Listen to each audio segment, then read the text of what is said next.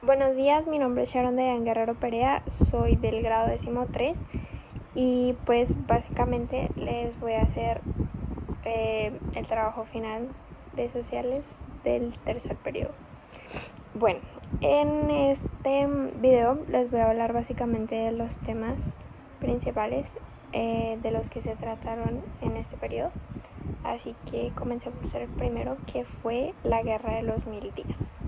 La Guerra de los 1000 días fue un conflicto civil de Colombia disputado entre el 17 de octubre de 1899 y el 21 de noviembre de 1902 por inconformidades ante políticas y resultados anteriores de la política de regeneración apoyada por el Partido Nacional, movimiento inicialmente encabezado por Rafael Núñez, conformado por conservadores y liberales moderados.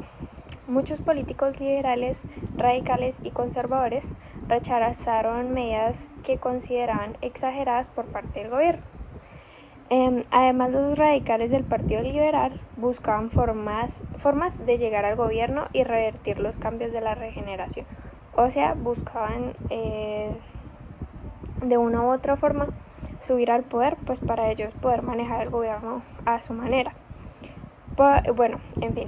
Por los nacionalistas que tenían el control del gobierno en sus manos, disponían de estrategias a su favor que podían restringir las acciones de otros políticos y partidos y alejarlos del mismo. Un conflicto armado entre liberales y conservadores. Básicamente, como lo dice, la Guerra de los 1000 días fue un conflicto armado entre liberales y conservadores. Y pues finalmente la victoria la obtuvo el Partido Conservador y se dio terminada la Guerra de los 1000 días con los tratados de paz de Neerlandia y Wisconsin.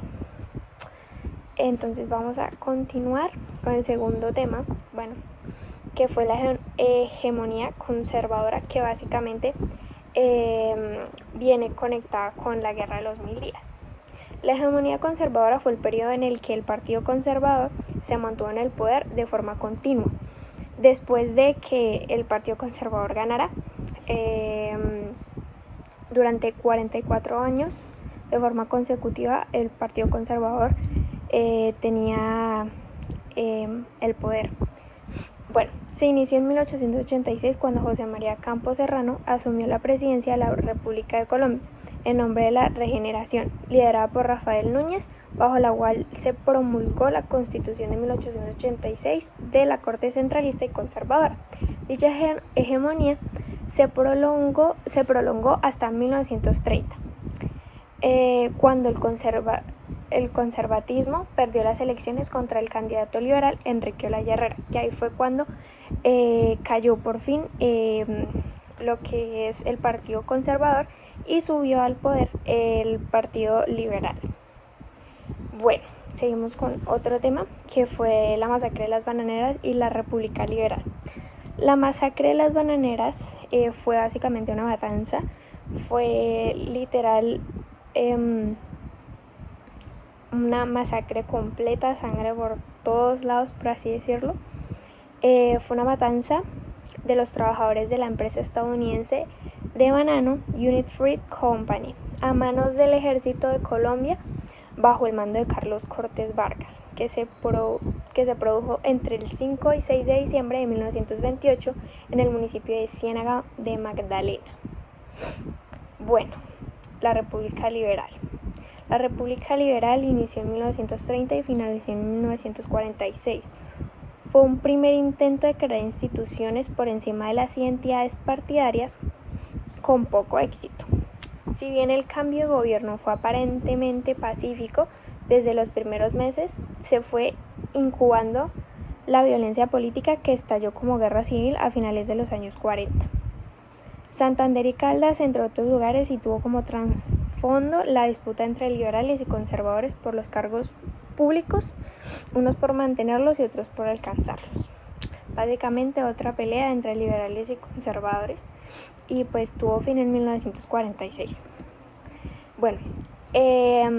Por último, voy a hablar sobre un tema que es muy conocido aquí en Colombia, porque pues fue un boom literal en su tiempo, que fue el Bogotazo y la muerte de Jorge Eliezer Gaitán, que prácticamente el Bogotazo se desencadena después de la muerte de Jorge Eliezer Gaitán, gracias a que pues él era muy del pueblo y siempre iba muy de la mano del pueblo. Entonces por eso mismo también después de la muerte de él pues hubieron muchos atentados. Entonces voy a empezar.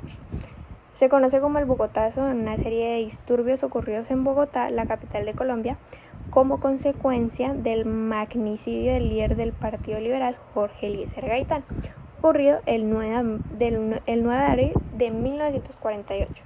El presunto autor material del magnicidio fue Juan Roa Sierra.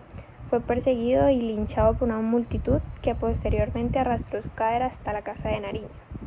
La ola de protestas, que también se expandió a otras ciudades y regiones del país, desencadenó el recrudecimiento de la época conocida en el país como la violencia, que básicamente es el conjunto de todas las cosas que les acabo de nombrar, que terminó aparentemente 10 años después, en 1958. Las consecuencias, sin embargo, duraron más de lo imaginado por cuenta del conflicto armado interno que ha tenido como protagonistas a la fuerza pública, a los grupos guerrilleros y entre otros.